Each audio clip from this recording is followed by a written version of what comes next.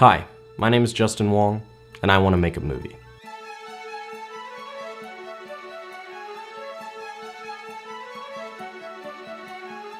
The title we're currently working with is The Reader, and here's a one-sentence summary.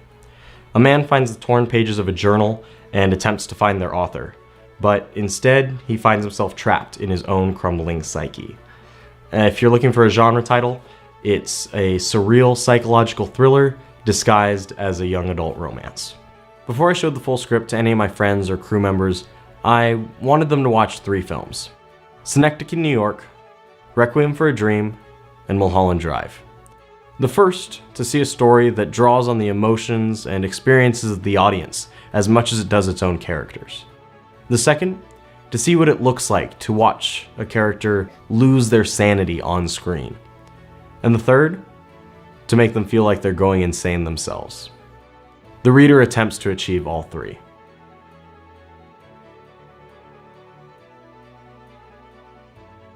We start with a man known only as the Reader, who discovers the torn pages of a mysterious journal. As he reads through them, he begins to fall in love with the short stories and thoughts of their author. By delving into the mind of our protagonist, we explore what it's like to fall for someone we've never met. While this would mark the beginning of a love story in many genres, here we see just how poorly that happy ending translates to the real world. As he tries to identify the author, he struggles to separate fantasy from reality, ultimately finding himself trapped in a nightmarish cycle of delusions. As he questions everything he sees and hears, we as the audience are also forced to question everything we're shown on screen. With its surreal and dreamlike presentation, The Reader moves away from traditional storytelling conventions in favor of providing a more in-depth look into the reader's deteriorating mental state. As I mentioned earlier, The Reader is a psychological thriller that initially presents as a young adult romance. That said, it fails to fall completely in line with any one genre. Yes, at times it is meant to scare us, and it's certainly unsettling, but at other times there's genuine moments of the wistful beauty and hopefulness we see in the young adult romances it challenges. There are sincere moments of joy and loss, peace and closure, and while I'd be hesitant to call it a film that has something for everyone, a major goal in writing it was to put the audience through a very wide range of emotions, not just the psychological trauma that takes center stage. And while I can't say that everyone will enjoy The Reader, I think that if you enjoy things that make you uncomfortable, films that aim to challenge their audience and make them feel something unique, then this might be a good one for you.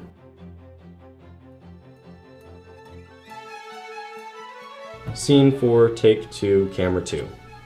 In the past, I've approached a lot of my film projects with a shoot first, ask questions later attitude. Zero budget, minimal crew, and even less planning. From the beginning, I knew The Reader wouldn't be one of those. The first step after writing was to get a team together. I spent several weeks messaging, calling, and emailing everyone I could get a hold of. Naturally, a good amount of those calls were to students studying film here at Cal. But in the end, we were able to pull experienced people from all over. Freelance camera operators with real-world experience, an acting expert from the best theater program in the world, an audio team with experience on a multitude of film projects, a pair of recent film grads from the University of South Carolina, and about half a dozen more amazing people, each with fantastic experience and skills. We're still in the creative and planning stage, but we're getting close to being ready for production. We hope to start shooting in late June, wrap up and start post-production in mid-July, and hopefully have a finished film by mid-August. The only thing we need now is a budget.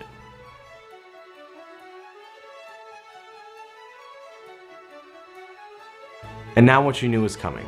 The part where I ask for donations and link our crowdfunding page. Well, I'll get right into it. If this sounds like something you'd like to see, please consider donating. Every little bit helps, and I really mean that. Every single cent will go directly towards production, with major costs being equipment and props. And looking at what we're working with, we could really use the help. The more we receive, the better this film will be. But if you can't afford to donate and want to show that you're interested, that's totally fine. Feel free to leave a comment below, or message me, or share this video with your friends. I'd really appreciate hearing from you. If you want to keep up with the progress of our production or see any future videos with more information, feel free to subscribe to our YouTube channel. And thank you very much for your time. I'm looking forward to making a video announcing production soon.